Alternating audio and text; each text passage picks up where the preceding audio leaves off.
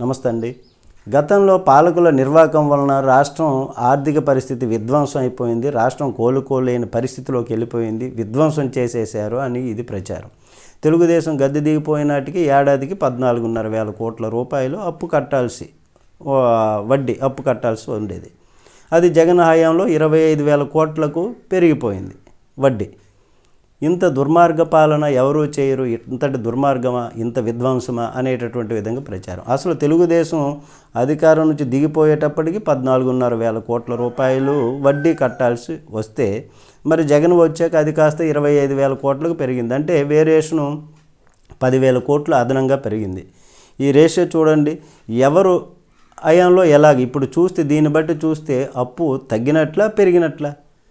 ఎవరెవరి టైంలో రేషియో చూసుకుంటే ఎంతెంత అప్పులు, ఎవరు హయాంలో అప్పులకి వడ్డీలు కట్టాల్సినవి, ఎవరి ప్రభుత్వంలో అవి ఉన్నటువంటివి, అటువంటివి లెక్కలు చూస్తే చంద్రబాబు గారి టైంలో అప్పులపైన వడ్డీలు ఎప్పుడు ఉంటాయి? అవి ఎవరి టైంలో ఉండేటటువంటి ఆ రుణాల మీద అప్పులు కట్టేవాళ్ళు అంతకుముందు ఉన్నటువంటి ప్రభుత్వాలు, అంటే కాంగ్రెస్ టైంలో తీసుకున్నటువంటి అప్పుల మీద వడ్డీలు కట్టుంటారు కదా.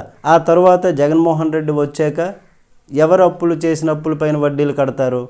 తెలుగుదేశం ప్రభుత్వము హయాంలో ఉన్నటువంటి అప్పులు కలిపి కదా, ఈయన చేసేటటువంటి అప్పులు కలిపి కదా కట్టేటటువంటి పరిస్థితి ఉంటుంది. వాటికి వడ్డీలు కడతారు. మరి ఇప్పుడు చంద్రబాబు గారి సారథ్యంలో కూటమి ప్రభుత్వం ఎలా క్యాలిక్యులేషన్ చేసుకోవాలి, ఎలా చేస్తారు? అంతకుముందు ఉన్నటువంటి తెలుగుదేశం ప్రభుత్వం జగన్మోహన్ రెడ్డి హయాంలో ఇద్దరు పరిపాలనలో చేసినటువంటి అప్పులకు కదా ఇప్పుడు కలిపి వడ్డీలు కట్టేది. ఇది కామనే కదా. ఇది సామాన్యులకు అర్థం కానటువంటి విషయం.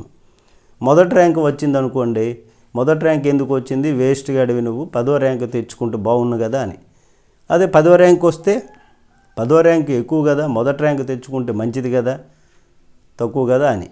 అంటే అప్పుడు అలా ఇప్పుడు ఇలా, మొదటి ర్యాంక్ వస్తే అలాగ, 10వ ర్యాంక్ వస్తే ఇలాగ.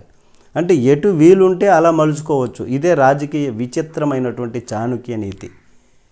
దీనిపైన మీ కామెంట్ తెలియజేయండి. నమస్తే.